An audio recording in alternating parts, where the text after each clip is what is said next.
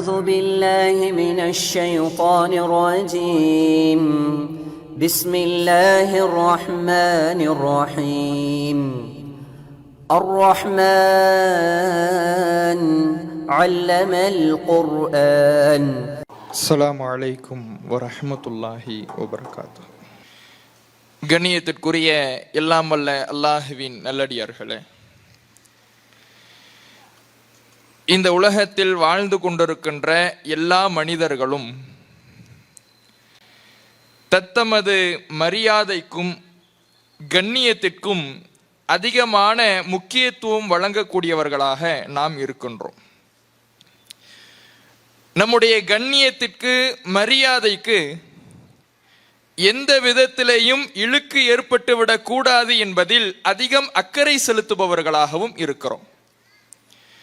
நம்முடைய அதிகாரத்தில், நம்முடைய உரிமையில் யாரேனும் தலையிட்டால், நம்முடைய மரியாதையை இழக்க செய்கின்ற வகையில் நம்முடைய வாழ்க்கையில் யாரேனும் மூக்கை நுழைத்தால் நமக்கு கடுமையான ரோஷம் ஏற்படும்.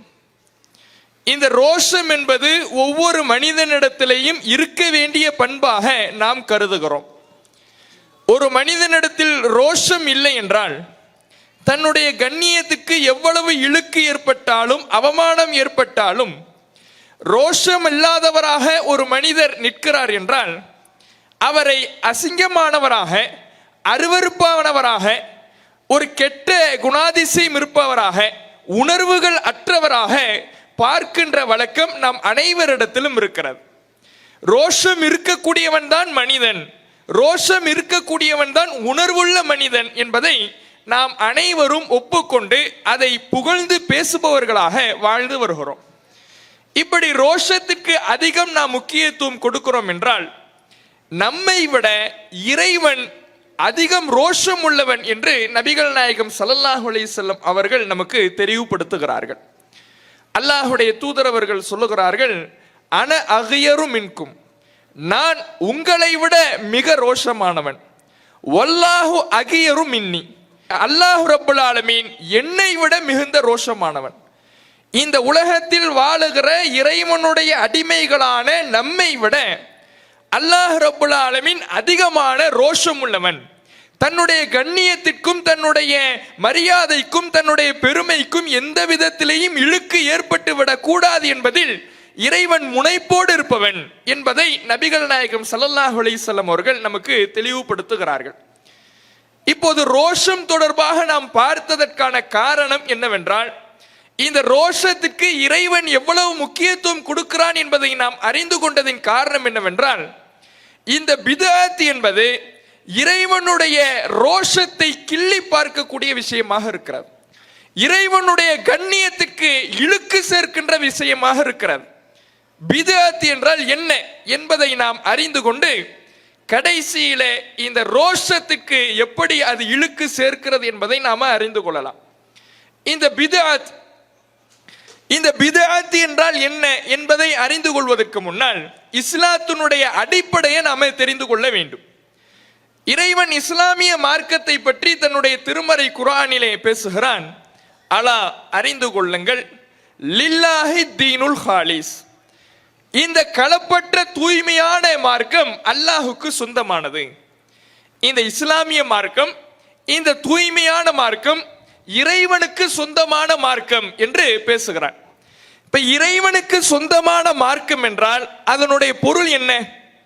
இந்த மார்க்கத்தில் எது நன்மை, எது தீமை, எதை செய்ய வேண்டும், எதை செய்யக்கூடாது, எது ஹலால், எது ஹராம், இப்படியான எல்லா விதமான சட்டதிட்டங்களையும் இந்த மார்க்கத்திற்கு எவன் உரிமையாளனோ, இந்த மார்க்கத்திற்கு எவன் சொந்தக்காரனோ அந்த இறைவனிடமிருந்து வருவதுதான் இந்த இஸ்லாமாக இருக்கும். ஏன்னா அவன்தான் சொந்தக்காரன், அவன்தான் உரிமையாளன், இஸ்லாத்தினுடைய ஓனர் இறைவன் தான் என்று இருக்கின்ற பொழுதே இதனுடைய சட்டதிட்டங்கள், இதில் பேண வேண்டிய விஷயங்கள், இதனுடைய வணக்க வழிபாடுகள் அனைத்துமே அல்லாஹ்வின் புறத்திலிருந்து தான் வர வேண்டும்.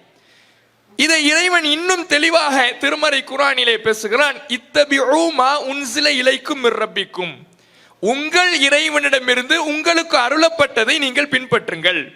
வலா தத்தபிஉ மின் தூனிஹி அவுலியா, அல்லாஹ்வை விடுத்து வேறு பொறுப்புதாரிகளை நீங்கள் பின்பற்றாதீர்கள். இந்த மார்க்கத்துக்கு சொந்தக்காரன் அல்லாஹ் தான், இந்த மார்க்கத்துக்கு உரிமையாளர் அல்லாஹ் தான். இஸ்லாம் என்ற மார்க்கம் லா இலாஹ இல்லல்லாஹ் முஹம்மது ரசூலுல்லாஹ் என்ற கலிமாவினை நீங்கள் முழிந்து விட்டால், இந்த மார்க்கத்திற்குள் நீங்கள் அடியெடுத்து வைத்து விட்டால், இந்த மார்க்கத்துக்கு உரிமையாளன் அல்லாஹ் தான்.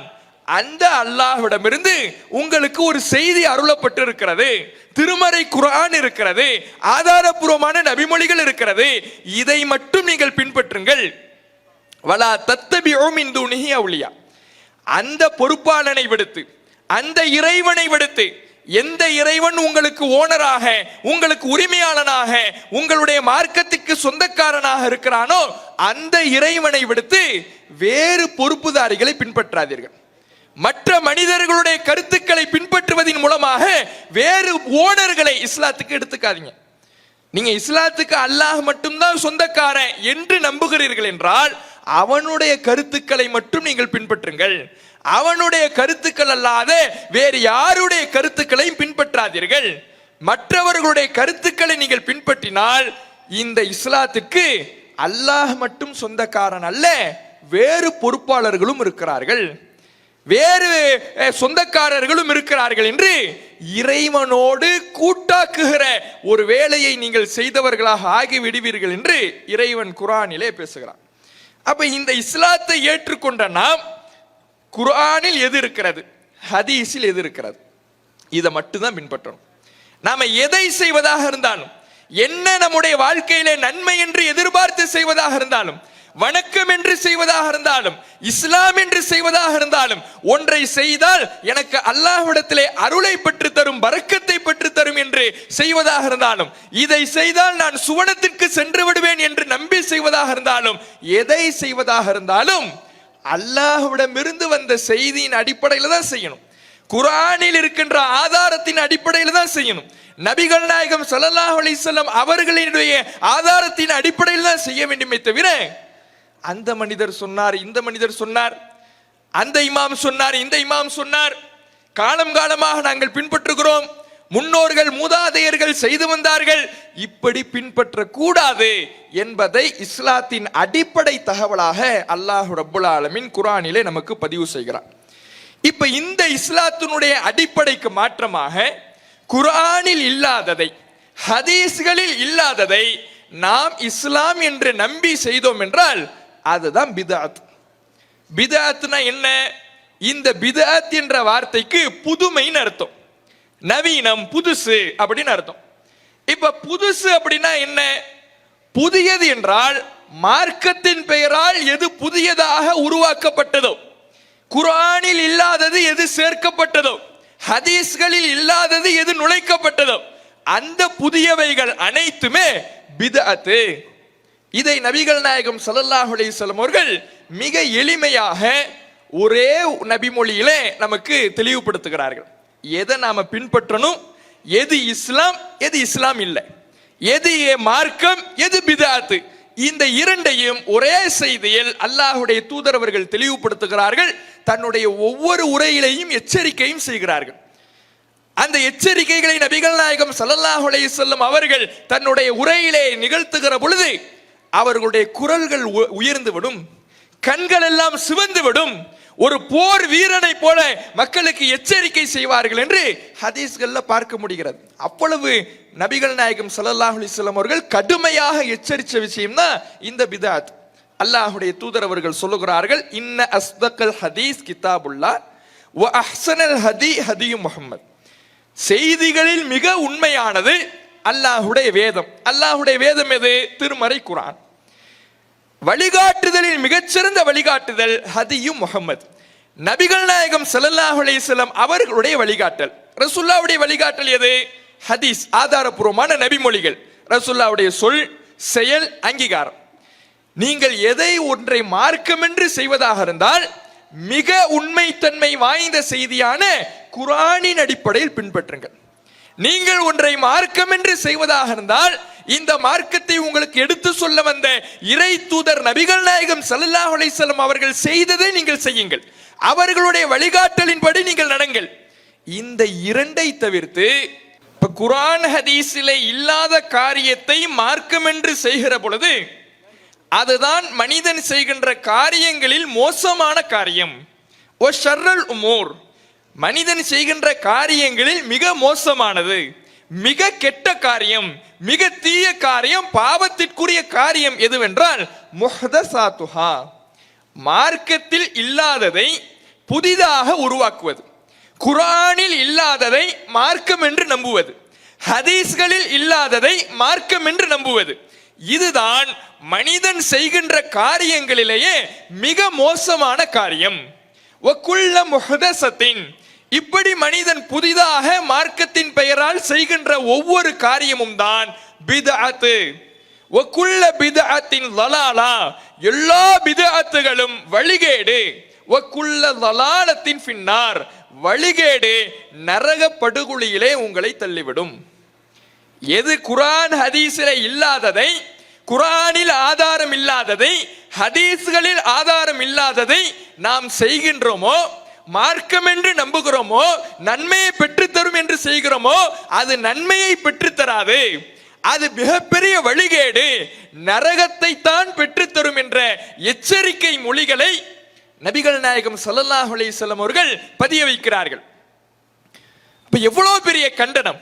ஒவ்வொரு நபர்களும், இந்த உலகத்தில் வாழக்கூடிய ஒவ்வொரு முஸ்லிமும் சுவனத்திற்கு போக வேண்டும் என்கின்ற ஆசையோடு அவாவோடு வாழுகிறோம் என்றால், அந்த ஆசையை எல்லாம் சுக்குநூறாக்கி நாளை மறுமையிலே மிகப்பெரிய நஷ்டத்திலே நரக படுகொலையிலே ஒரு காரியம் தள்ளுகிறது என்றால், அந்த காரியத்தில் மிக முக்கியமான காரியம் இந்த பித்அத்.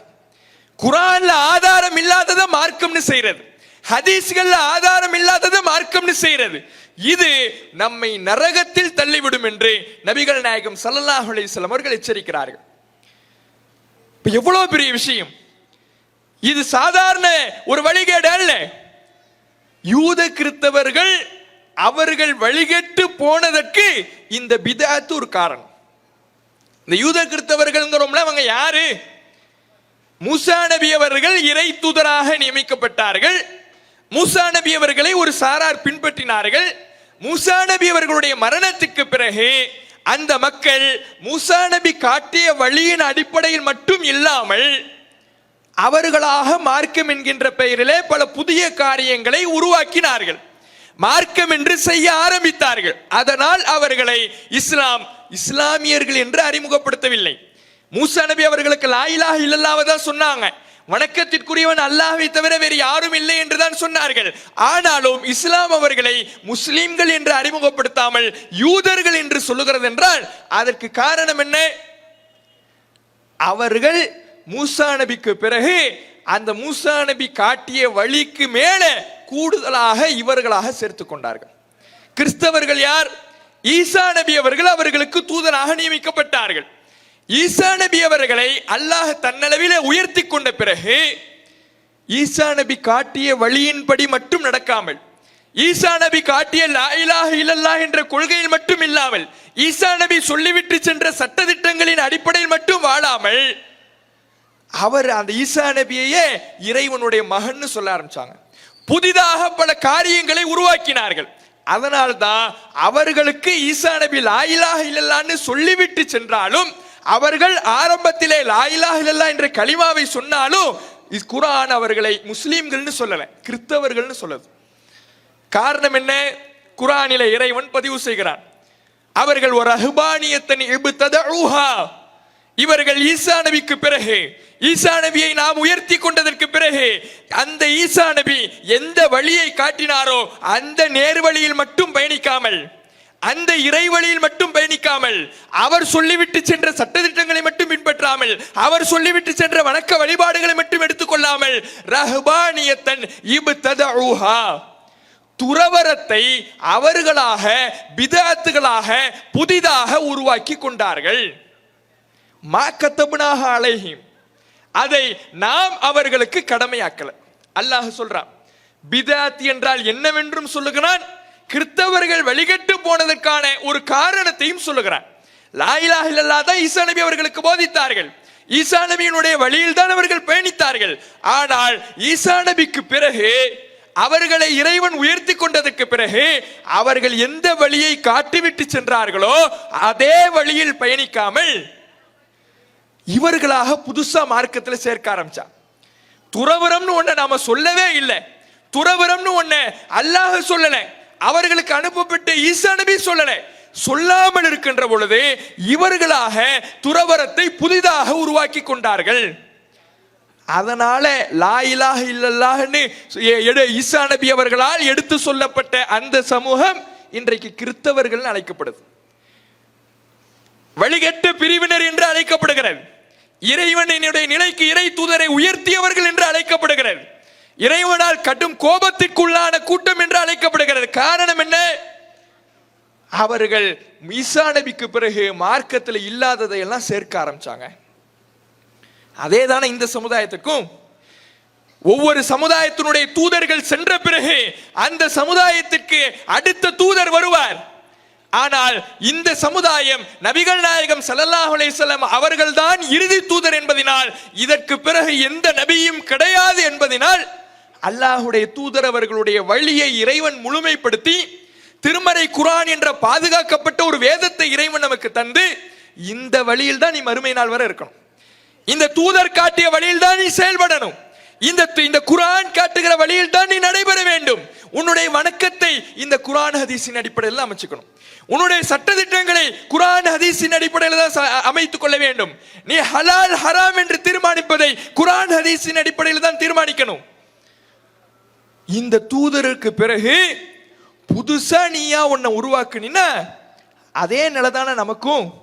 நம்ம லா இலாஹ இல்லல்லாஹ்னு சொல்லி என்ன பிரயோஜனம்? முஹம்மது ரசூலுல்லாஹ்னு சொல்லி என்ன பிரயோஜனம்? இதையெல்லாம் சொல்லிக் கொண்டு அந்த கிறிஸ்தவர்கள் ஈசா நபிக்கு பிறகு அந்த மார்க்கத்தில் இல்லாததை புதிதாக உருவாக்கியதினால் அவர்கள் வழிகட்டு போனார்கள் என்றால், அதே தானே இன்றைக்கு முஸ்லிம்களின் பெயரால் செய்யறாங்க.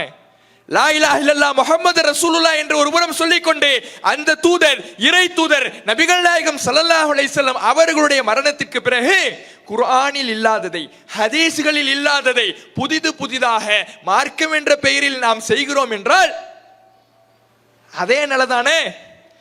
அதே கிறிஸ்தவர்கள் எப்படி இறைவனுடைய கோபத்திற்குள்ளானார்களோ அதே கோப பார்வைதானே நம் சமுதாயத்தின் மீது விழும். இவ்வளவு பெரிய பாதகம் தான் இந்த பிதஅத் என்பது. இன்றைக்கு சமுதாயத்தை பாருங்கள், இன்றைக்கு இந்த சமுதாயத்தில் இருக்கக்கூடிய காரியங்களை பாருங்கள். எதுக்கெல்லாம் குர்ஆன் ஹதீஸினுடைய ஆதாரம் இருக்கிறது, எதுக்கெல்லாம் குர்ஆன் ஹதீஸினுடைய ஆதாரம் இல்லை. குர்ஆன் ஹதீஸினுடைய ஆதாரம் இருந்தால் அது சுன்னத்து, நபி வழி, இஸ்லாம், மார்க்கம். குர்ஆன் ஹதீஸினுடைய ஆதாரம் இல்லை என்றால் அது பிதஅத், அது வழிகேடு, நரகத்திற்கு அது அழைத்து செல்லும். இப்ப புரட்டி பாருங்க, நாம ஐவேளை தொழுகிறோம். ஐவேளை தொழுகிறது எந்த அடிப்படையில் தொழுகிறோம் கேட்டா எல்லாருமே சொல்லுவோம், அல்லாஹ் குர்ஆன்ல தொழ சொல்லி இருக்கிறான், அக்கீமுஸ் ஸலா, தொழுகையை நிலைநாட்டுங்கள் என்று இறைவன் குர்ஆனிலே பதிய வைத்திருக்கிறான்.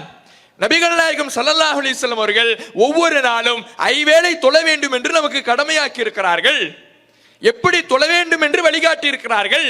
அதனால் ஒரு நாள் ஐவேளை நாம தொழுகிறோம். ஃபஜ்ர், லுஹர், அஸ்ர், மக்ரிப், இஷா, இந்த தொழுகை எல்லாம் ரசூலுல்லாஹ் நமக்கு வழிகாட்டி இருக்கிறாங்க, எல்லாரும் சொல்லுவோம். அப்ப அது மார்க்கம். இப்படி ஆதாரம் காட்டுகிறோம்ல. தொழுகை என்றால் அதை எந்த நம்பிக்கையில செய்யறோம்? இது மார்க்கம், இஸ்லாம். இஸ்லாம் கடமையாக்கிய விஷயம்.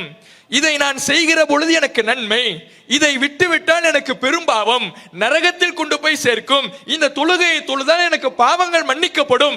இந்த நம்பிக்கையில் செய்கின்ற காரியத்திற்கு குர்ஆன்லயும் ஆதாரத்தை காட்டுறோம், ஹதீஸ்லயும் ஆதாரத்தை காட்டுறோம். இதே மாதிரி தானே மார்க்கம்னு எதையெல்லாம் நம்பி செய்கிறோமோ அந்த காரியங்கள் அனைத்திற்கும் இதே போல ஆதாரத்தை பார்க்கணுமா, பார்க்க கூடாதா? ஆதாரம் இருந்தால் தானே அது நபி வழி, ஆதாரம் இருந்தால் தானே இது சுன்னத்.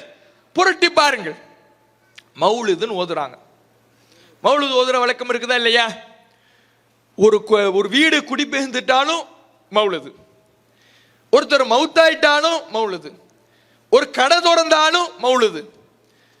இப்படி எல்லா காரியங்களுக்கும் மௌலிது ஓதி ஆரம்பிக்கின்ற பழக்கம் இந்த சமுதாயத்தில் இருக்குதா இல்லையா? மௌலிதுனா என்ன? அது பல பேரின் மீது மௌலிது ஓதுவாங்க.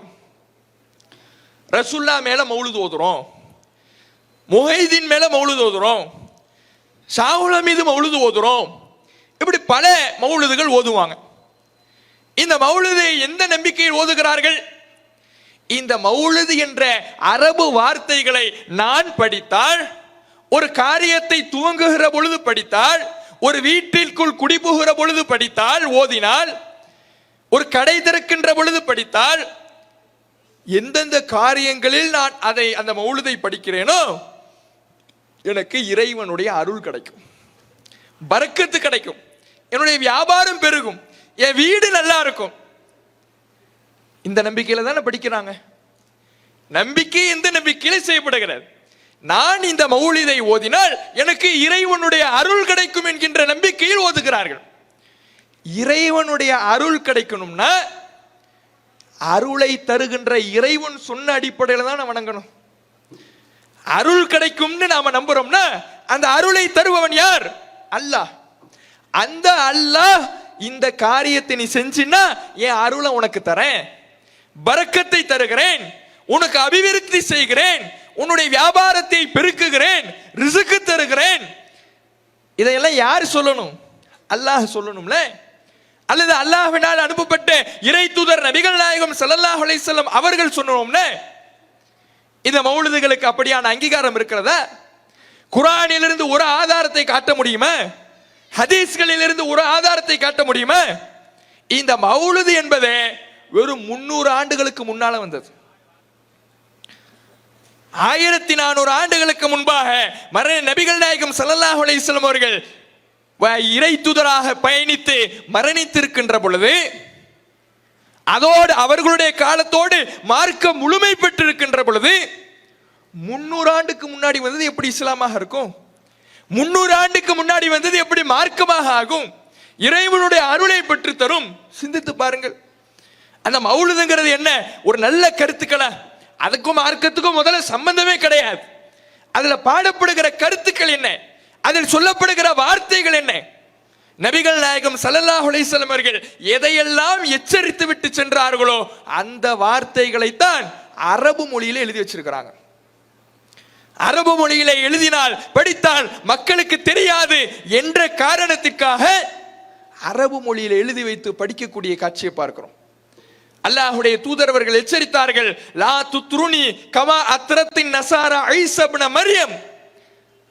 மரியமுடைய மைந்தர் ஈசா நபி அவர்களை கடவுளுடைய குமாரர் என்று அவர்கள் போற்றி வரம்பு மீறி புகழ்ந்ததை போல என்னை நீங்கள் வரம்பு மீறி புகழ்ந்து விடாதீர்கள், என்னை இறைவனுடைய நிலைக்கு உயர்த்தி விடாதீர்கள். புகழுகிறோம் என்கின்ற பெயரிலே, போற்றுகிறோம் என்கின்ற பெயரிலே அல்லாஹ்வுடைய நிலைக்கு என்னை உயர்த்தி விடாதீர்கள். நான் அல்லாஹ்வுடைய அடிமை, அல்லாஹ்வுடைய தூதர் ரசூலுல்லாஹ் சொன்னாங்க. அந்த எச்சரிக்கையை தூக்கி மிதிக்கும் விதமாக நபிகள் நாயகம் ஸல்லல்லாஹு அலைஹி வஸல்லம் அவர்களை இறைவனுடைய நிலைக்கு உயர்த்துறாங்களா இல்லையா? மௌலிதில என்ன எழுதி வச்சிருக்கிறாங்க? யாமன் தமாதா வஜித்தரம், பாவம் செய்தவனே, பாவத்தில் நீடித்திருப்பவனே, லுத் நீ ஒதுங்கு, துப் நீ பாவ மன்னிப்பு தேரு. இதெல்லாம் யாரிடத்துல? பாவம் செய்து விட்டவனே, பாவத்தில் நீடித்திருப்பவனே, நீ ஒதுங்கு, சரணடைந்து விடு, உன் பாவத்தை ஒத்துக்க, பாவ மன்னிப்பு தேடு. இதையெல்லாம் யாரிடத்தில் கேட்க சொல்லுகிறார்கள்? அல்லாஹ்விடத்துல. அல்லாஹ்வை தவிர பாவங்களை மன்னிக்க கூடியவன் யாரும் இல்லை என்று இறைவன் குர்ஆனிலே பிரகடனம் செய்கிறானே அந்த ரப்பல் ஆலமீன் இடத்துல. பிமன் ஹல்லல் ஹரம், யாரு ஹரமிலே அடக்கம் செய்யப்பட்டிருக்கிறாரோ அந்த நபிகள் நாயகம் ஸல்லல்லாஹு அலைஹி வஸல்லம் அவர்களிடத்துல நீ போய் பாவ மன்னிப்பு தேடு. இறைவனுடைய நிலைக்கு உயர்த்துறது தானே. ரசூலுல்லாஹ்வை புகழுகிறோம் என்று சொல்லுகிறார்கள் என்றால், நன்மை என்று சொல்லுகிறார்கள் என்றால், பரக்கத் என்று சொல்லுகிறார்கள் என்றால் அதை கண்களை மூடி ஏற்றுக்கொள்ளலாமா? அது என்ன சொல்லப்படுகிறது? இந்த மௌலிதுக்கும் இஸ்லாத்துக்கும் என்ன சம்பந்தம்? தொழுகைக்கு ஆதாரம் இருப்பதை போல, நோன்புக்கு ஆதாரம் இருப்பதை போல, ஹஜ்ஜுக்கு ஆதாரம் இருப்பதை போல, ஜக்காத்துக்கு ஆதாரம் இருப்பதை போல, குர்ஆன் ஓதுவதற்கு ஆதாரம் இருப்பதை போல மௌலிது ஓதுவதும் ஒரு வணக்கமாக இந்த மக்கள் மத்தியிலே பார்க்கப்படுகிறது என்றால், தொழுகைக்கு கொடுக்கின்ற முக்கியத்துவத்தை விட, குர்ஆன் ஓதுவதற்கு கொடுக்கின்ற முக்கியத்துவத்தை விட மௌலிது ஓதுவதற்கு கூடுதல் முக்கியத்துவம் அளிக்கிறார்கள் என்றால் அதற்கு குர்ஆன் ஹதீஸிலிருந்து ஆதாரம் வேணும்ல. அப்படியான ஆதாரம் இருக்கிறதா? ஒரு ஆதாரமும் கிடையாது. ஆதாரம் இல்லை என்பதை தாண்டி அதில் சொல்லப்பட்டிருக்கிற கருத்துக்கள் அனைத்துமே விஷ கருத்துக்கள், இறைவனுக்கு இணை கற்பிக்கின்ற கருத்துக்கள், மனிதர்களை இறைவனுடைய நிலைக்கு உயர்த்துகிற கருத்துக்கள். நபிகள் நாயகம் ஸல்லல்லாஹு அலைஹி வஸல்லம் அவர்கள் என்னை வரம்பு மீறி புகழ்ந்து இறை நிலைக்கு உயர்த்தி விடாதீர்கள் என்று எச்சரித்ததை, அந்த எச்சரிக்கை மொழியை தூக்கி வீசிவிட்டு ரசூலுல்லாஹ்வை அல்லாஹ்வுடைய நிலைக்கு உயர்த்தி, அல்லாஹ்வுடைய தூதரே நீங்க தான் எங்க பாவத்தை மன்னிக்கணும், நீங்க தான் எங்களுக்கு ரிஸ்க் தரணும், நீங்க தான் மறைவானதை மற்ற அறிந்து அறியக்கூடியவர் என்று அல்லாஹ்வுக்கு இருக்கக்கூடிய ஆற்றல்களை எல்லாம் ரசூலுல்லாஹ்வுக்கு கொடுக்குறாங்க. இவ்வளவு பெரிய மாபாதகமான கருத்துக்கள். அது மட்டுமா, ரசூலுல்லாஹ் மட்டுமா இப்படி உயர்த்துறாங்க? அடுத்தடுத்து முஹைதீன் மௌலிது, ஷாஹுல் ஹமீது மௌலிது, இதிலேயும் அதே கூத்து தான், அதே விஷம கருத்துக்கள் தான், இணை வைப்பு கருத்துக்கள் தான். அவ்வளவு மாபாதகமான கருத்துக்களை பதிவு செய்திருக்கிறார்கள். அதான் ஒரு கதை சொல்லுவாங்க. அதாவது அந்த முஹைதீன் மௌலிதுல எழுதி வைக்கப்பட்ட ஒரு கதை. அந்த முஹைதீன்கிறவர் அவருடைய மாணவர்கள்லாம் உட்கார்ந்து இருக்கிறாங்களாம். அப்படி உட்கார்ந்து இருக்கின்ற பொழுது திடீர்னு இவர் என்ன பண்றாருன்னா இன்னொரு சவுண்ட் விடுறாரு. கூடி இருந்தவங்களுக்கெல்லாம் ஒரே வியப்பா இருக்குது. என்னடா நம்ம இமாமு நம்ம ஆலிம்சா திடீர்னு ஒரு சவுண்டு கொடுக்குறாரே, என்னன்னு தெரியலையே அப்படின்னு இவங்களுக்கெல்லாம் ஒரே ஆச்சரியமா இருக்கு. கொஞ்ச நேரம் கழிச்சு பார்த்தா தன்னுடைய செருப்பை கழட்டி தூக்கி வீசுறாரு. என்னடா இது, சவுண்டு கொடுத்தாரு, இப்ப செருப்பை கழட்டி தூக்கி வீசுறாரே. அது கொஞ்ச நேரம் கழிச்சு திரும்ப ஒரு சத்தம், இன்னொரு செருப்பை தூக்கி வீசுறாரு. சுத்தி இருந்தவங்களுக்கெல்லாம் ஒரே ஆச்சரியமா இருக்கு. என்னடா இது, திடீர்னு செருப்பை கழட்டுறாரு, சத்தம் போடுறாரு, தூக்கி வீசுறாரு, சத்தம் போடுறாரு, செருப்பை கழட்டுறாரு, தூக்கி வீசுறாரு, இது என்னடா இது அப்படின்னு ஆச்சரியமா இருக்கு. கொஞ்ச நேரம் கழிச்சு ஒரு கூட்டம் ஒன்று வருது. நிறைய வியாபார பொருளை எல்லாம் எடுத்துக்கிட்டு வராங்க. அவங்க கொண்டு வந்த வண்டியில இவர் தூக்கி வீசினார்ல செருப்பு, அந்த செருப்பு இருக்குதான். அப்ப இந்த கூடியிருந்த மக்கள்லாம் என்ன பண்றாங்க, இவர் இடத்துல போய் கேட்கிறாங்க. அதாவது அந்த வந்த வாகன கூட்டத்துல, அந்த வியாபார கூட்டத்துல போய் கேட்கிறாங்க, எங்க ஆலிம்சா, எங்க இமாமு, எங்க முஹைதீன் ஆண்டவர், அவரு தூக்கி வீசின செருப்பு உங்களுக்கு எப்படி கிடைச்சிச்சு, உங்க பொருட்களோடு இருக்குதே, உங்க வண்டியில இருக்குதே கேட்கிறாங்க. அப்படி கேட்ட உடனே அந்த கூட்டம் சொன்னிச்சா, நாங்க நிறைய விலை உயர்ந்த பொருளை எல்லாம் வண்டியில வச்சு கொண்டுட்டு வந்துட்டு இருக்கோம். அப்படி கொண்டுட்டு வரும் பொழுது நாங்க கொஞ்சம் கண் அசந்துட்டோம், தூங்கிட்டோம். அந்த நேரத்துல ஒரு திருட்டு கும்பல் எங்களை சுத்தி வளைச்சிடுச்சு. திருட்டு கும்பல் சுத்தி வளைச்சது எங்களுக்கு தூங்கிக்கிட்டு இருந்த பக்கத்தில் இருந்த எங்களுக்கு தெரியல. எங்கோ இருந்த முஹைதீன் ஆண்டவர் நம்முடைய இமாம் கண்டுபிடிச்சிட்டாரு, அவருக்கு தெரிஞ்சிடுச்சு. அதனாலதான் அவர் ஒரு சவுண்ட் விட்டாரு. சவுண்ட் விட்ட உடனே அந்த செருப்பை தூக்கி வீசினாரு. செருப்பு என்ன பண்ணிச்சு தெரியுமா, அங்கிருந்து ராக்கெட் மாதிரி பறந்து வந்துச்சு. இவர் இருக்கிறது எங்கேயோ, அந்த வியாபார கூட்டம் இருந்தது எங்கேயோ. இந்த செருப்பு ராக்கெட் மாதிரி அப்படியே பறந்து வருது வருது வருது வருது. கடைசியில வந்து இந்த திருடர்களை ஒருத்தவனை போட்டு தள்ளிடுது. இன்னொருத்த வந்தா இன்னொரு செருப்பை தூக்கி வீசினாரு. அந்த செருப்பு வருது வருது வருது வருது. கடைசியில அது அவனை வந்து கொண்டுடுது. இப்படின்னு அந்த வியாபார கூட்டம் சொன்ன உடனே, ஆஹா, நம்முடைய தலைவருடைய, நம்முடைய இமாமுடைய மகத்துவம் தான் என்ன என்று அவர்களை போற்றி புகழ ஆரம்பிச்சுட்டாங்களாம். இதே மௌலிது, முஹைதீன் மௌலிதுல எழுதி வச்சிருக்கிறாங்க. எவ்வளவு பெரிய விஷம கருத்து. எங்கோ நடக்கக்கூடிய விஷயங்களையும், பூமியில் இருக்கக்கூடிய ஏதோ ஒரு பகுதியில் இருக்கக்கூடிய விஷயங்களையும் இவர் அறிந்து கொண்டார் என்று இறைவனுக்கு இருக்கக்கூடிய மறைவான ஆற்றலை இந்த மனிதருக்கு வாதிருக்கிறார்களே. இதைத்தான் லா இலாஹ இல்லல்லாஹ் கலிமா சொல்லி தருதா? அல்லாஹ்வை தவிர வேறு இறைவன் இல்லை என்று நம்முடைய கலிமா பிரகடனம் செய்கிறதே. இறைவனுக்கு இருக்கக்கூடிய ஆற்றலில், அதிகாரங்களில், பண்புகளில் எதிலையும் அணுவளவும் யாரையும் கூட்டாக்கி விடக் கூடாது என்று இஸ்லாம் கற்றுத்தருகிறதே. மறைவானவற்றின் திறவுகோள்கள் அனைத்தும் அல்லாஹ்வுக்கே சொந்தமானதுன்னு குர்ஆன் சொல்லும் பொழுது, எங்கோ நடக்கிற விஷயத்தை முஹைதீன் ஆண்டவர் அறிந்து கொண்டார். அறிந்து கொண்டது இல்லை, இங்கிருந்து செருப்பை வீசுறாரு. அந்த செருப்பு அற்புத செருப்பாக மாறி, ராக்கெட் செருப்பாக மாறி இருந்த திருடர்களை எல்லாம் கொலை செஞ்சிடுச்சு. இவர் யாரு? அல்லாஹ்வா? இறைவனுக்கு இருக்கக்கூடிய ஆற்றலை இந்த மனிதருக்கு நம்புறாங்களே.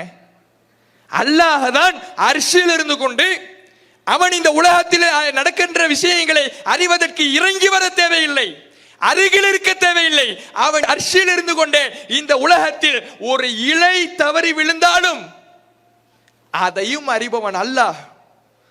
அந்த ஆற்றல் இந்த மனிதருக்கு கொடுக்கிறாங்களே. யார் அதிகாரம் கொடுத்தது? அல்லாஹ்வுடைய நிலைக்கு உயர்த்துறாங்களே. இத பாட்டாக படிக்கிறாங்க. இந்த சமூகம் கேட்டுக்கொண்டுகிட்டு இருக்குதே.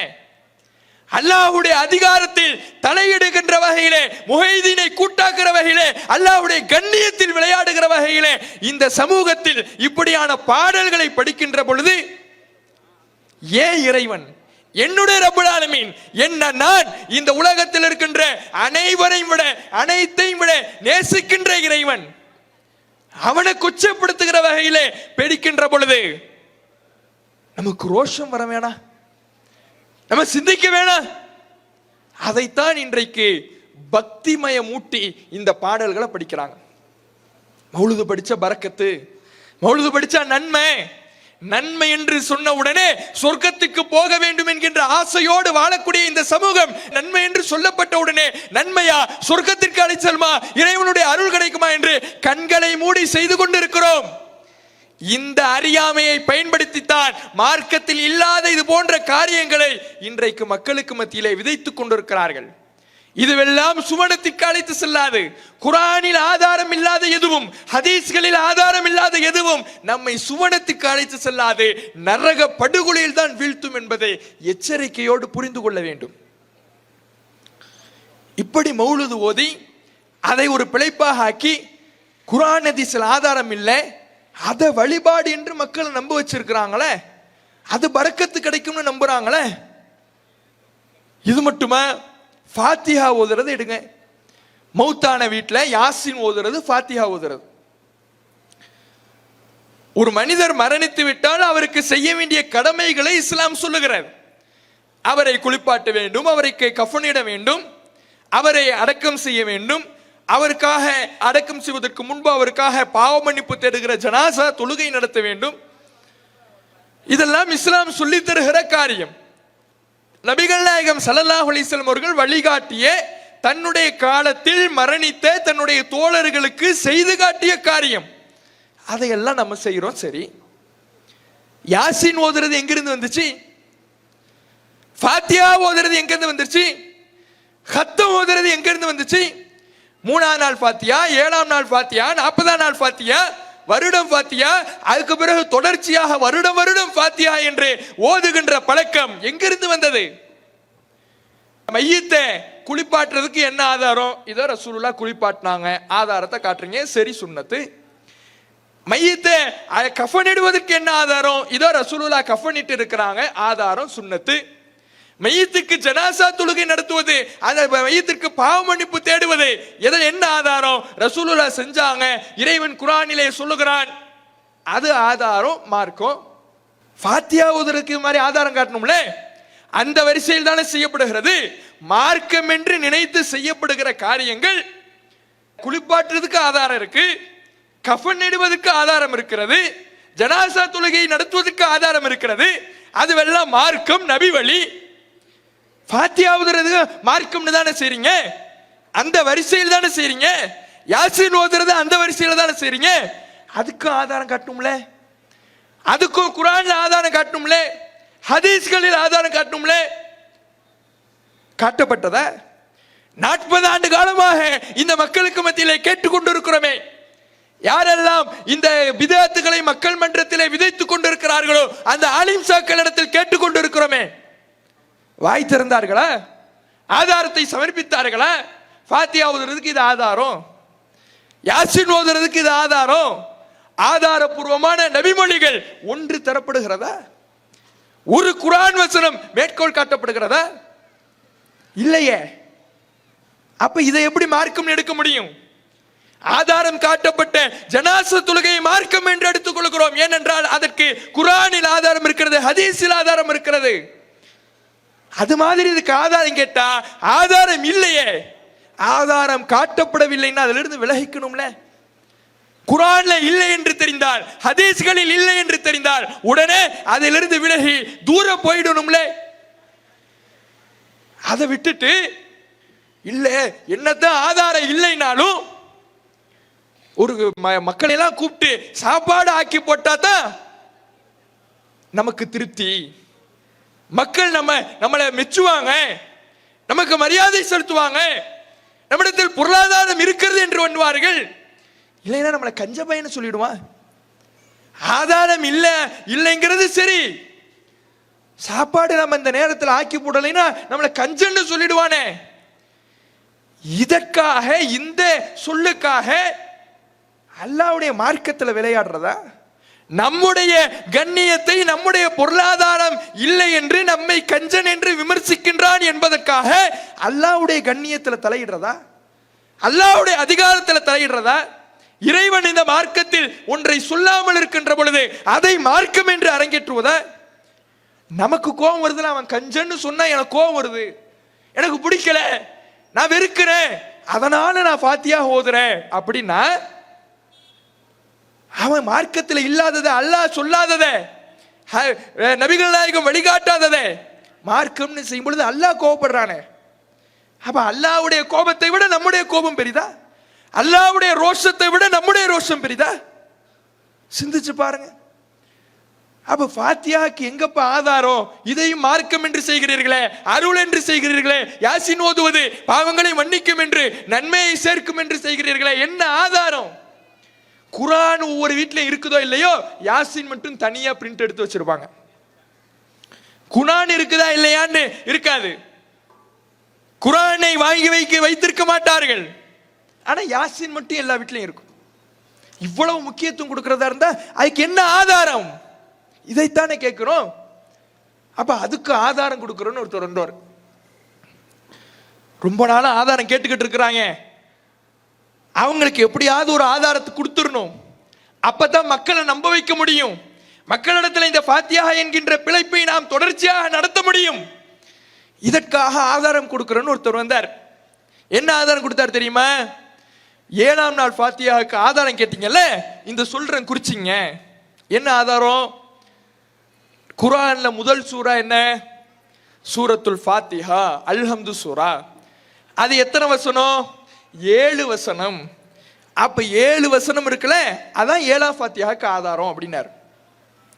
தொழுகைக்கு ஆதாரம் காட்டி கேட்டா தொழுகை நிலைநாட்டுங்கள், ஆதாரம் தெளிவா இருக்குது.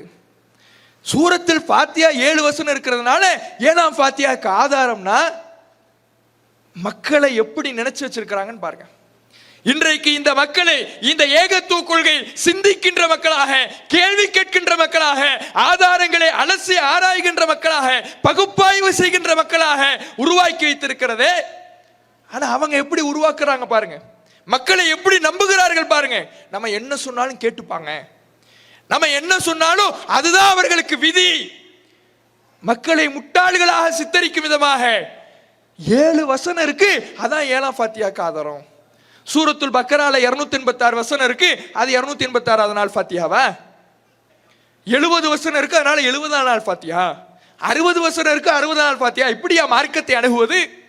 இதுவா ஆதாரம் எடுக்கின்ற முறை?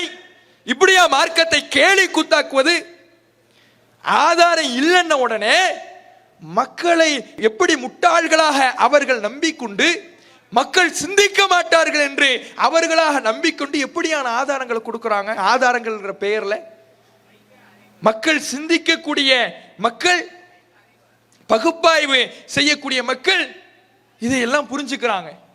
ஃபாத்தியாக்கு ஆதாரம் கேட்டா இந்த வசனத்தை ஒன்னு என்னங்க 7 வசனம் வருதா, அதான் ஆதாரங்கிற, கேலி குத்தாக்குகிற மக்கள் கேட்கிறார்கள். அப்ப இப்படி மார்க்கத்தில் இல்லாத காரியத்தை செய்தால், மார்க்கத்தில் குர்ஆனில் ஆதாரம் இல்லாததை, ஹதீஸில் ஆதாரம் இல்லாததை செய்தால் அறிவுக்கு பொருந்தாமல், பகுத்தறிவு இல்லாமல் இப்படிதான் இருக்கணும். அப்படிதான் இன்றைக்கு மக்களை வழிநடத்தி கொண்டிருக்கிறார்கள். ஃபாத்தியா எதுக்காக ஓதுறாங்க? எப்படி மௌலிது பரக்கத்து கிடைக்கும், நன்மை கிடைக்கும் நம்புறாங்களோ அதே நம்பிக்கை தான். ஃபாத்தியா ஓதுனா அந்த எந்த பொருளை வச்சு ஃபாத்தியா ஓதுறாங்களோ அதுல பரக்கத்து கூடிடும் நம்புறாங்க. அருள் கூடிடும் அப்படின்னு நம்புறாங்க. அதனாலதான் பெரும் பணக்காரனா இருப்பான். அவன் வீட்டுல பேரிச்சம்பழம் பாக்ஸ் பாக்ஸா இருக்கும். ஆனா இந்த ஃபாத்தியா ஓதுன பேரிச்சம்பழத்துக்கு ஒத்த பேரிச்சம்பழத்துக்கு கூட்டத்துல முண்டி அடிச்சுக்கிட்டு போவான். ஏன்? இதுல கூடுதல் பவர் அருள் வந்துருச்சு, இதுல அல்லாஹ்வுடைய கூடுதல் அருள் இருக்குதுன்னு நம்புறான். அல்லாஹ் அருளை கொடுக்கிறவன் அல்லாஹ்னா அல்லாஹ் சொல்லணும், இந்த காரியத்தை நீ செய்தால் உனக்கு அருள் கிடைக்கும் என்று, அபிவிருத்தி கிடைக்கும் என்று, பரக்கத்து கிடைக்கும்னு. அந்த அல்லாஹ் சொல்லாம இவனா உன்னை செய்வானா? அதுக்கு அல்லாஹ் பரக்கத்து கொடுக்கணும்னா யார் யாருக்கு மேல? அல்லாஹ் எஜமானன், நாம் அவனுடைய அடிமை. அதற்காகத்தான் படைக்கப்பட்டிருக்கிறோம். வமா ஹலக்துல் ஜின்ன வல் இன்ஸ இல்லா லியஅபுதூன், ஜின்களையும் மனித இனத்தையும் என்னை வணங்குவதற்காகத்தான் படைத்திருக்கிறேன் என்று அல்லாஹ் சொல்கிறான். அல்லாஹ்வை வணங்குறதுக்காகத்தான் படைச்சிருக்கிறோம், அவனுக்கு அடிமையா இருக்கிறதுக்காகத்தான் படைக்கப்பட்டிருக்கிறோம். அப்படி அவனுக்கு அடிமையாக இருக்கிறோம்னா எஜமான என்ன சொல்றானோ அதுதான் கேட்கணும். அடிமையினுடைய வேலை என்ன? அதானே. இந்த உலகத்துல ஒரு மனிதன் இன்னொரு மனிதனுக்கு அடிமையாக இருந்த காலகட்டத்தை எப்படி வாழ்ந்தான்? அவனால சுயமாக ஒன்றை செய்ய முடியுமா? நினைச்ச இடத்துக்கு போக முடியுமா? நினைச்ச வேலையை பார்க்க முடியுமா? நினைச்சதை சாப்பிட முடியுமா? நினைச்சதை உடுத்த முடியுமா? எஜமான என்ன கொடுக்குறானோ அதான். எதை திங்க சொல்றானோ அதான் திங்கணும். என்ன உடுத்த சொல்றானோ அதை தான் உடுத்தணும். எங்க நிக்க சொல்றானோ அங்கதான் நிக்கணும். ஒரு மனிதன் இன்னொரு மனிதனுக்கு எஜமானனாக இருக்கும் பொழுது இப்படி எல்லாம் நடக்கிறாங்கன்னா, ஒட்டுமொத்த மனித சமுதாயமும் அல்லாஹ்வுடைய அடிமைகளாக இருக்கும் பொழுது அந்த எஜமானன் ரப்புல் ஆலமீன் அல்லாஹ் அவனை எப்படி வணங்க வேண்டும், எப்படி வணங்கினால் அவனுக்கு பிடிக்கும்னு சொல்றானோ அப்படித்தானே வணங்கணும். அவனுக்கு எப்படி வணங்கினா பிடிக்கும்னு அல்லாஹ் குர்ஆன்லயும் ஹதீஸ்லயும் சொல்லித்தரான். அதையெல்லாம் செஞ்சா நன்மை, அதையெல்லாம் செய்யலைன்னா பாவம். இவனா உட்கார்ந்துக்கிட்டு நான் ஃபாத்தியா ஓதுறேன், நான் ஓதுவேன், அல்லாஹ் கொடுக்கணும்னா யாருக்கு மேல? நான் ஓதுவேன், நான் இதைத்தான் செய்வேன், ஃபாத்தியா ஓதுவேன், மௌலூத் ஓதுவேன், அதுக்கு குர்ஆன் ஹதீஸ்ல ஆதாரம் இல்லை, அல்லாஹ் சொல்லல, ஆனாலும் நான் ஓதுவேன். அல்லாஹ் எனக்கு பரக்கத்து தரணும், எனக்கு அருள் தரணும்னா அல்லாஹ் எஜமானனா இவன் எஜமானனா? அப்ப அல்லாஹ்வுடைய அந்த எஜமான தன்மையை, இறைத்தன்மையை கேள்விக்குறியாக்கி இவன் சொல்ற இடத்துக்கு அல்லாஹ் வரணும், இவன் சொல்ற இழுப்புக்கு அல்லாஹ் வரணும்னா எவ்வளவு பெரிய விஷயம். அதான் இன்னைக்கு செஞ்சுக்கிட்டு இருக்கிறாங்க. பிதஅத்துங்கிற பேர்ல, மார்க்கம் என்கின்ற பேர்ல குர்ஆன் ஹதீஸ்ல ஆதாரம் இல்லாததை செய்துவிட்டு அல்லாஹ் என்ன மன்னிக்கணும், அல்லாஹ் எனக்கு நன்மையை தரணும், அல்லாஹ் எனக்கு பரக்கத்தை தரணும். தருவான். அவன் சொன்னதை செஞ்ச தருவான். அவன் சொன்னதை செய்தால் மன்னிப்பான், அவன் சொன்னதை செய்தால் அருள் கொடுப்பான், அவன் சொன்னதை செய்தால் சுவனத்தில் நுழைப்பான். நீயா அவனை செஞ்சுட்டு எனக்கு அல்லாஹ் தரணும்னா இது அல்லாஹ்வுடைய ரோஷத்துல தலையிடுறது இல்லை, அல்லாஹ்வுடைய கண்ணியத்தில் தலையிடுவதில்லை. சிந்திச்சு பாருங்க. திருமணத்தை எடுத்துக்க, திருமணத்தில் இருக்கக்கூடிய பிதஅத்துகளை எண்ணி பாருங்கள். நபிகள் நாயகம் ஸல்லல்லாஹு அலைஹி வஸல்லம் அவர்கள் சொன்னார்கள், அன்-நிக்காஹு மின் சுன்னதி, திருமணம் என்பது என்னுடைய வழிமுறை, என்னுடைய சுன்னத்து அப்படின்னாங்க. இந்த மார்க்கம்னு நாம செய்யக்கூடிய காரியம் எல்லாமே அல்லாஹ்வுடைய தூதர் அவர்களுடைய சுன்னத்தின் அடிப்படையில் தான் செய்யணும், ரசூலுல்லாஹ் காட்டிய வழியின் அடிப்படையில் தான் செய்யணும். குறித்து ரசூலுல்லாஹ் திருமணத்தை பற்றி பேசுகிற பொழுது திருமணம் என்னுடைய வழிமுறைன்னு சொன்னாங்க. ஆலிம் சாக்கள் கல்யாணம் முடிச்சு வைக்கும் பொழுது, திருமணம் நடத்தி வைக்கும் பொழுது அன்-நிக்காஹு மின் சுன்னதி, திருமணம் என்னுடைய வழிமுறை என்பதை மொழிவார்கள். ஆனா அந்த திருமணங்கள்ல சுன்னத் இருக்கிறதா? ரசூலுல்லாஹ் காட்டி தந்த வழி இருக்கிறதா? இறைவனும் இறை தூதர் நபிகள் நாயகம் ஸல்லல்லாஹு அலைஹி வஸல்லம் அவர்களும் திருமணத்தை எப்படி நமக்கு அறிமுகப்படுத்துகிறார்கள்? மீசாக்கன் கலீலா, திருமணம் என்பது பலமான ஒரு உடன்படிக்கை. இந்த உடன்படிக்கையை செய்வதற்கு மணமகன் மணமகளுக்கு மகர் கொடுக்க வேண்டும், வலிமா மணமகன் சார்பாக கொடுக்கப்பட வேண்டும். மொத்த டோட்டல் செலவு எளிமையாக இருக்கணும். இன்ன அஅலமன் நிக்காஹி பரக்கா ஐஸருஹு மஊனா, பரக்கத்திய இறைவனுடைய அருள் நிறைந்த திருமணம் என்பது எந்த திருமணத்தில் செலவு மிக குறைந்த அளவில் இருக்கிறதோ அதுதான் பரக்கத்து நிறைந்த திருமணம். திருமணத்திலே பரக்கத் என்பது மிக முக்கியமான ஒரு குறிக்கோள். அதனாலதான் ரசூலுல்லாஹ் மணமக்களை வாழ்த்துவதற்கு பாரக்கல்லாஹு லக வ பாரக அலைக வ ஜமஅ பைனகுமா ஃபீ கைர், இவர்களுக்கு அல்லாஹ் பரக்கத்து செய்வானாக, அருள் பாலிப்பானாக, நன்மையில ரெண்டு பேரையும் கூட்டாக்குவானாக என்ற பரக்கத்தை மையமாக வைத்து ஒரு துஆவை சொல்றாங்க. அப்ப திருமணத்திற்கு பரக்கத்தை ஒரு மையமாக ஒரு குறிக்கோளாக ரசூலுல்லாஹ் வச்சிருக்கும் பொழுது அந்த பரக்கத்து கிடைக்கணும்னா நீ எளிமையா திருமணம் முடி, குறைஞ்ச செலவுல முடி, ஆடம்பரம் பண்ணாத. இத ரசூலுல்லாஹ் சொல்லி தராங்கல்ல. இப்படி திருமணத்தினுடைய வழிமுறை சுன்னத் என்பது இதுதான் ரசூலுல்லாஹ் சொல்லி கொடுத்தது. இதுல கருகமணி எங்கிருந்து வந்துச்சு? கருகமணி அணிகிறாங்களா இல்லையா? திருமணத்தின் பொழுது மணமகன் சார்பாக மணமகளுக்கு என்ன அணிவாங்க? கருகமணி அணிவாங்க. அவரே சில இடங்கள்ல அணிவித்து விடுவாரு, இல்லது அவருடைய தாயார் அவர் சார்பாக என்ன பண்ணுவாங்க? போய் அணிவிப்பாங்க. இந்த வழக்கம் முஸ்லிம்களிடத்தில் இருக்குதா இல்லையா? திருமணத்தை ஒப்பந்தம் என்று சொன்ன மார்க்கத்துல திருமணம் முடித்ததற்கு அடையாளமாக ஒரு மணியை, கருகமணியை இஸ்லாம் சொன்னதா? இது மாற்று மத கலாச்சாரம் இல்லையா? மாற்று மத சகோதரர்கள் அவர்களுடைய மத நம்பிக்கைப்படி தாலி அணிகிறார்கள். இஸ்லாத்தில் அப்படி சொல்லப்படவில்லை. இஸ்லாத்தில் அப்படி சொல்லப்படாமல் இருக்கின்ற பொழுது இஸ்லாத்தில் என்ன சொல்லப்பட்டதோ அதை தானே செய்யணும். இஸ்லாத்துல கருகமணிங்கிற ஒரு கான்செப்டே கிடையாது. இன்னைக்கு கொண்டு வந்திருக்கிறாங்களே, எங்கிருந்து வந்துச்சு? எந்த அளவுக்கு அதுக்கு முக்கியத்துவம்? மார்க்கத்தில் சொல்லப்பட்டதுக்கு கூட அவ்வளவு முக்கியத்துவம் கொடுக்க மாட்டாங்க. மார்க்கத்தில் என்னென்ன திருமண விஷயத்துல சொல்லப்பட்டிருக்கு? மணமக்களை வாழ்த்துறதுக்கு ஒரு துவா சொல்லப்பட்டிருக்கு, அதுக்கு முக்கியத்துவம் கொடுக்க மாட்டாங்க. இவங்களா ஒரு துவாவை ஓதுவாங்க. எளிமையான திருமணம் சொல்லப்பட்டிருக்கு, அதுக்கு முக்கியத்துவம் கொடுக்க மாட்டாங்க. ஊரையெல்லாம் அழிச்சு திருமணத்துக்கு முந்தைய நாள் ஒரு விருந்து, திருமணத்தை அன்னைக்கு ஒரு விருந்து, திருமணம் முடிஞ்ச ஒரு விருந்து என்று விருந்துமயமாக திருமணத்தை ஒரு விழா கோலமாக ஆடம்பரமாக நடத்தி ரசூலுல்லாஹ்வுடைய சுன்னத்துக்கு முக்கியத்துவம் கொடுக்க மாட்டாங்க. இப்படியெல்லாம் முக்கியத்துவம் கொடுக்காதவங்க, சுன்னத்தை புறந்தள்ளுபவர்கள் மார்க்கத்தில் இல்லாத கருகமணிக்கு எவ்வளவு முக்கியத்துவம் கொடுப்பாங்க தெரியுமா? கருகமணி அணிஞ்சிருக்கிறாங்க, ஒரு பெண்ணு அருந்துடுச்சு. கருகமணி என்ன பண்ணிடுச்சு? அருந்துடுச்சு. இப்ப என்ன சொல்லக்கூடாதான்? அருந்துடுச்சுன்னா என்ன சொல்லுவோம்? அருந்துடுச்சுன்னு சொல்லுவோம். ஆனா கருகமணி அருந்துடுச்சுன்னா கருகமணி அருந்துடுச்சுன்னு சொல்லாத, பெருகிடுச்சுன்னு சொல்லு. அருந்துடுச்சுங்கிற வார்த்தையை பயன்படுத்திடாத, பெருகிடுச்சுன்னு சொல்லு. ஏன்? தாலி அறுத்தல்னு ஒரு வார்த்தை சொல்லுவாங்க தெரியுமா?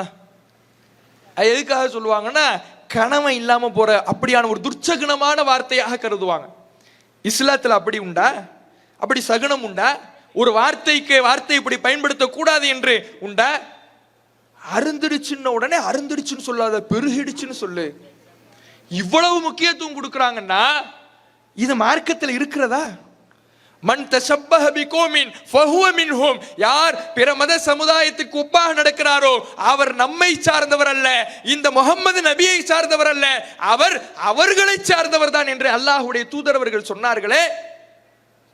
அந்த எச்சரிக்கை மொழியெல்லாம் கண்ணுக்கு தெரியல.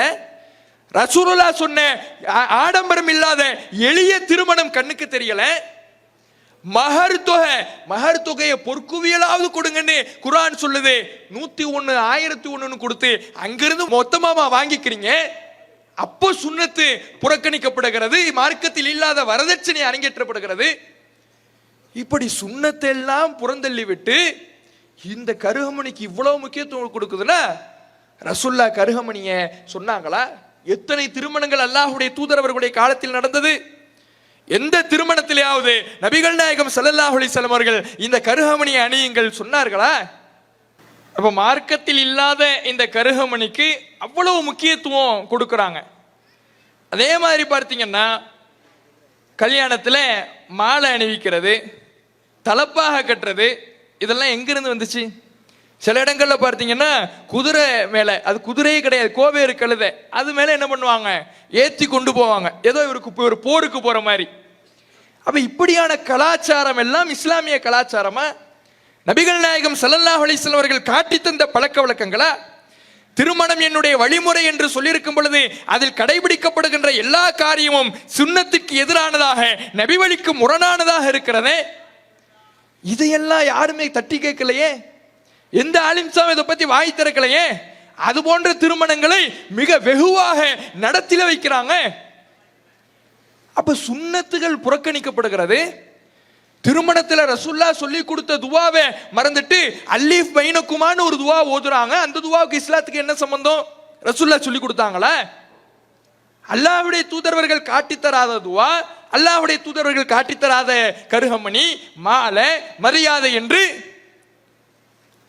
எல்லா சுன்னத்தும் புறக்கணிக்கப்பட்டு பிதஅத்துகள் அரங்கேற்றப்படுதே. எளிய திருமணம் குறித்து வாய் திறக்கவில்லையே.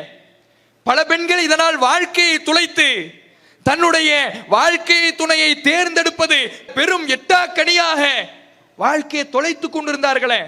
எளிய திருமணத்தை யாரு மக்கள் மன்றத்தில் அறிமுகப்படுத்தினது?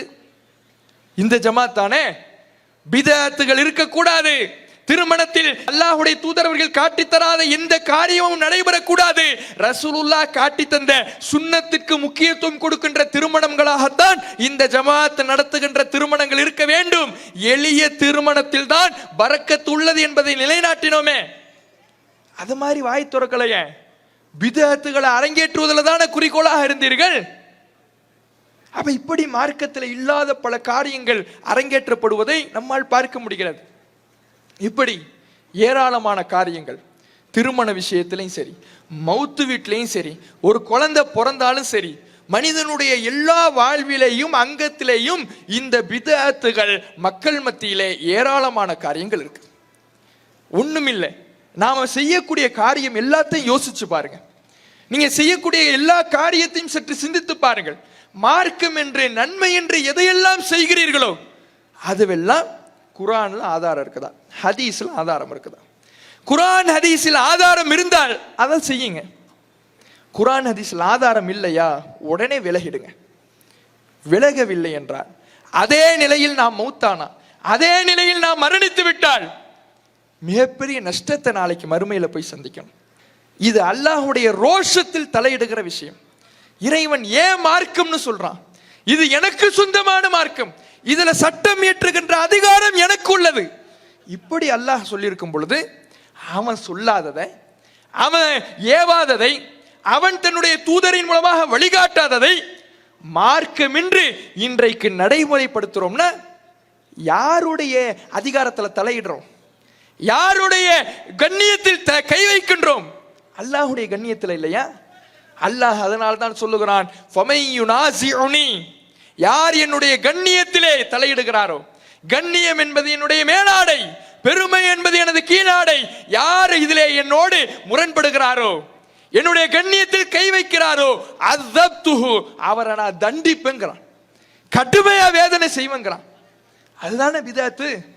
ஏன் மார்க்கம் நான் தான் சொல்லணும், நான் சொல்லல, நான் சொல்லாம நீ எப்படி செய்யற? எனக்கு ஈக்குவல் ஆயிட்டியா? அம்லஹும் சுரக்கா ஷரஉலஹும் மினத்தீன் மாலம் யதன் பிஹில்லா. நான் சொல்லாதத மார்க்க சட்டம்னு உங்களுக்கு சட்டம் இயற்றி சொல்லுகிற இணை கடவுள்கள் இருக்கிறாங்களோ, அவங்களெல்லாம் எனக்கு ஈக்குவல் ஆக்கிட்டீங்களோ, எனக்கு சமமாக்கிட்டீங்களோ? அல்லாஹ் கேட்கிறானே, இதுக்கு என்ன பதில் சொல்ல போகிறோம்? இன்னொரு இடத்துல இறைவன் குர்ஆனிலே பேசுகிறான், அத்துஅல்லிமுனல்லாஹ பிதீனிக்கும். அல்லாஹ் தான் இந்த வானத்தில் உள்ளதை பூமியில் உள்ளதை அனைத்தையும் யாவற்றையும் அறிந்த அறிஞனாக இறைவன் இருக்கின்ற பொழுது அவன் சொல்லல உன்ன, அவன் ரசூலுல்லாஹ்வுடைய காலத்தோடு மார்க்கத்தை முழுமைப்படுத்திட்டான். அன்றைய காலத்தில் இல்லாததை நீங்களாக ஒன்றை செய்து கொண்டு மார்க்கம்னு சொல்றீங்கன்னா அல்லாஹ்வுக்கு மார்க்கத்தை கற்றுக் கொடுக்குறீங்களா? அல்லாஹ்வுக்கு சொல்லி கொடுக்குறீங்களா? இவ்வளவு கடுமையான கோபம் நிறைந்த வார்த்தைகள். இந்த கோபத்தின் காரணத்தினால்தான் இந்த பிதஅத்தை செய்யக்கூடியவர்களை, பிதஅத்தை ஏவக்கூடியவர்களை, பிதஅத்தை நடைமுறைப்படுத்தக்கூடியவர்களை நாளை மறுமையிலே இறைவன் கடுமையாக தண்டிக்கிறான். யௌம துகல்லபு வஜூஹுஹும் ஃபின்னார், சில முகங்கள் நரகிலே போட்டு புரட்டப்படும். நரகத்திலே அவர்கள் கடுமையாக வேதனை செய்யப்பட்டு கொண்டிருப்பார்கள். அப்போது அவர்கள் சொல்வார்கள், யா லைத்தனா அத்தஅனா அல்லாஹ வ அத்தஅனா ரசூலா. நான் உலகத்தில் வாழ்ந்த பொழுது, உலகத்திலே இருந்த பொழுது, ஒரு முஸ்லீமாக பயணித்த பொழுது அல்லாஹ்வுக்கும் அல்லாஹ்வுடைய தூதருக்கும் மட்டும் கட்டுப்பட்டு நடந்திருக்கணுமே, குர்ஆன் ஹதீஸில் உள்ளதை மட்டும் செய்திருக்க வேண்டுமே.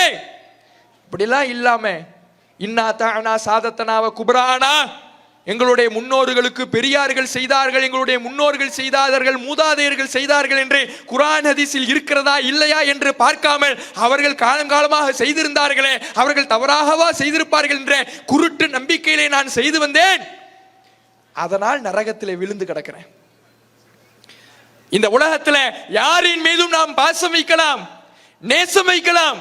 ஆனால் அந்த பாசமும் நேசமும் அல்லாஹ்வின் மீது நாம் வைக்கிற நேசத்தை விட, அல்லாஹ்வுடைய தூதரின் மீது வைக்கின்ற நேசத்தை விட அடுத்துதான் இருக்கணும். முதல்ல அல்லாஹ் ரசூல் தான். மார்க்கம்னு செய்யறோமே, அல்லாஹ் ரசூல் எங்க சொல்லியிருக்கிறாங்க? யார் சொல்லியிருக்கட்டும், ஏன் மூதாதையர் சொல்லியிருக்கட்டும், முன்னோர் சொல்லியிருக்கட்டும், காலம் காலமாக இருக்கக்கூடிய இமாம்கள், அறிஞர் பெருமக்கள் சொல்லியிருக்கட்டும், அல்லாஹ் சொன்னானா அதான் மார்க்கம். அது இல்லாம வேறு யாரின் மீதும் நான் பக்தி வைக்க மாட்டேன், குருட்டு நம்பிக்கையிலே நம்ப மாட்டேன், குர்ஆன் ஹதீஸில் இருந்தால் மட்டும்தான் பின்பற்றுவேன் என்ற ஒரு நிலைக்கு நாம் வர வேண்டும். இல்லை என்றால் இறைவனுடைய ரோஷத்தில் தலையிட்டவர்களாக ஆவோம். இறைவன் எல்லா மனிதர்களை விட அல்லாஹு அகியரு மின்னி, அல்லாஹ் கடும் ரோஷக்காரன் என்று சொல்லுகிறான். அந்த ரோஷத்தில் தலையிட்டு அவனுடைய கோபத்திற்கு ஆளாகிற வகையில் இருக்கக்கூடிய இந்த பிதஅத்தில் நாம் சிக்கிவிடாமல், நாளை மறுமையிலே சின்னா பின்னமாகி விடாமல், நாளை மறுமையிலே நரக படுகொலியிலே வீழ்ந்து விடாமல் இருக்க அல்லாஹ் நம் அனைவரையும் பாதுகாப்பானாக. இறுதி வரை குர்ஆன் ஹதீஸின் அடிப்படையில் மட்டும் வாழக்கூடிய மக்களாக நம் அனைவரையும் ஆக்கி அருள்புரிவானாக என்று பிரார்த்தித்து எனது உரை நிறைவு செய்கின்றேன். அஸ்ஸலாமு அலைக்கும் வரஹ்மத்துல்லாஹி வபரகாத்துஹு. இஸ்லாம் மற்றும் சமுதாய செய்திகளை அறிந்து கொள்ள தமிழ்நாடு தௌஹீத் ஜமாஅத் யூடியூப் பக்கத்தை உடனடியாக சப்ஸ்கிரைப் செய்து கொள்ளுங்கள். மேலும் பெல் பட்டனையும் கிளிக் செய்து கொள்ளுங்கள்.